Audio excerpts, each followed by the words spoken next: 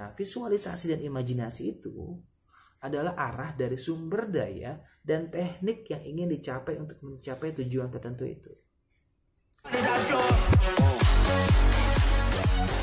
Hai, ketemu lagi dengan saya Yusdi di vlog sederhana ini, vlog tentang ilmu-ilmu pemberdayaan diri yang kita kaji berdasarkan hasil observasi dari fenomena sosial, dari interaksi saya dalam keseharian, baik di keluarga, lingkungan masyarakat, maupun sebagai pendidik. Kali ini saya ingin bercerita tentang manfaat mempelajari NLP. Jadi, para ahli mengatakan bahwa NLP adalah salah satu bagian dari brief psikoterapi atau brief terapi. Sebuah terapi ringkas yang bertujuan untuk seseorang mencapai sebuah tujuan tertentu atau berpusat pada outcome. Jadi ringkas, kita nggak ngomongin soal masa lalu, tapi kita bagaimana mencari cara seseorang mencapai solusi yang ingin dicapai. Nah, NLP, jika teman-teman meyakini silahkan ikut tentang hal ini bagaimanapun atau baca buku tentang NLP. Lalu apa sih kekuatan dari NLP, dari para pendahulunya atau dari pendirinya, Dr. Richard Bandler dan John Grinder? Jadi awal dan banyak lagi pengembangannya tentunya. Jadi kekuatan mereka adalah namanya TOTE, TOTE, Test, Operate, Test, Exit.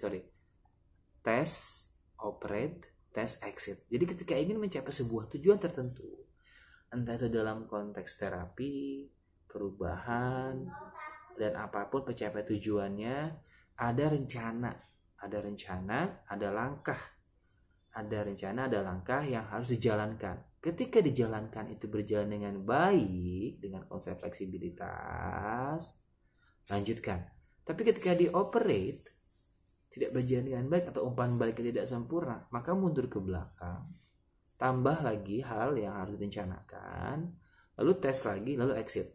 Jadi ujungnya di sini bukan kata gagal, tapi ujungnya di sini adalah umpan balik dari sebuah hal yang dilakukan mungkin belum sempurna. Nah, kekuatan TOTE ini yang membuat para pendirinya menemukan banyak sekali modeling, menemukan banyak sekali pola-pola yang bisa diduplikasi untuk mencapai tujuan tertentu.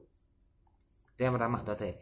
Lalu yang kedua, ada 3 hal menarik dari kajian NLP yang digunakan oleh para praktisinya, entah di level practitioner, entah di level master practitioner, entah di level trainer, entah di level master trainer sekalipun. Ada 3 hal yang mereka sering gunakan ketika ingin mencapai sebuah tujuan tertentu. Yang pertama, sebelum mereka menetapkan sebuah tujuan, mereka melihat dulu mereka dalam situasi apa. Ini situasi apa. Lalu sumber daya apa yang harus mereka bisa munculkan untuk mencapai titik ini. Oke, lagi sumber dayanya, posisinya, situasinya apa? Pertama tujuannya dulu nih, tujuannya outcome, lalu sumber daya. Lalu mereka melihat terjadi disasosiasi, kira-kira di dalam situ saya harus apa? Mereka mundur sejenak mencari kekuatan secara internal atau eksternal berupa mindset, pola berpikir, dan kekuatan untuk bisa mencapai tujuan ini. Oke, pertama sumber daya. Setelah sumber daya diketemukan, mereka merencanakan strategi tadi itu.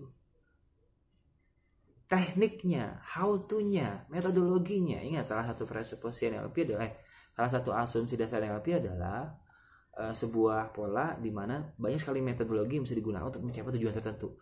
Jadi ketika ada sumber daya, lalu ada teknik mencapai tujuan tertentu. Nah, dalam proses ini ada namanya mengedit film di kepala. Suaranya, rasanya, kata-katanya, kekuatan pikirannya, artinya bagaimana kita melihat itu ke depan. Itu direncanakan juga atau diedit film-film di kepalanya sehingga terjadilah visualisasi, sehingga terjadi imajinasi di mana terjadi sebuah bingkai berpikir apa yang harus dilakukan untuk mencapai tujuan tertentu. Sehingga dari sumber daya ada teknik untuk mencapai tujuan tertentu, terjadi namanya automatic guide system. Ketika seseorang sudah memvisualisasikan, sudah mengimajinasikan apa ya hal yang ingin dicapai, otomatis ada garis lurus, ada bingkai lurus untuk mencapai tujuan tertentu itu. Nah, visualisasi dan imajinasi itu adalah arah dari sumber daya dan teknik yang ingin dicapai untuk mencapai tujuan tertentu itu. Itulah kekuatan NLP. Sumber daya, teknik apa yang digunakan, lalu secara visual dan imajinatif untuk mencapai tujuan tersebut. Nah, banyak sekali serangkaian, banyak sekali tema-tema yang bisa dipelajari dari NLP, dan saya mengangkat 3 hal itu dan saya menggunakan dalam kehidupan sehari-hari.